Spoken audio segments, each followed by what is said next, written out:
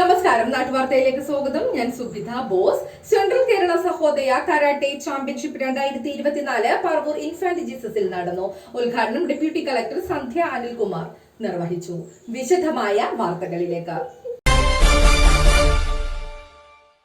This news brought to you by ആണിഹാരി. എത്ര പഴകിയ ആണിരോഗവും നിശേഷം മാറ്റി സുഖപ്പെടുത്തുന്നു. നടക്കൂ, സുഖമായി നടക്കൂ. Central Kerala Sahodaya Inter school karate championship infant Jesus public സ്കൂളിൽ ഡെപ്യൂട്ടി കളക്ടർ സന്ധ്യ അനിൽകുമാർ ഉദ്ഘാടനം ചെയ്തു.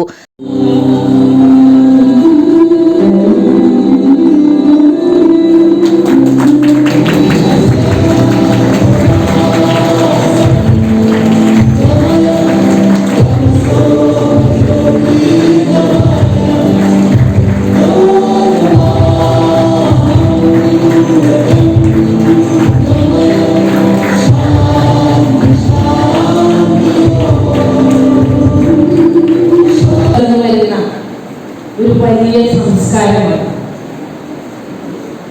ഒരു വ്യക്തി അവന്റെ ചിന്തയിലും പ്രവൃത്തിയിലും അടിമുടി മാറി മറിക്കുന്ന രീതിയാണ്. കഠിനാധ്വാനം, ലക്ഷ്യബോധം, അർപ്പണ മനോഭാവം, ഈ 3 കാര്യങ്ങളിൽ വിദ്യാർത്ഥികൾ ശ്രദ്ധിക്കണമെന്നും പഠനത്തോടൊപ്പം കലാകായിക രംഗങ്ങളിലും മികവ് തെളിയിക്കണമെന്നും ഡെപ്യൂട്ടി കളക്ടർ ഓർമ്മിപ്പിച്ചു.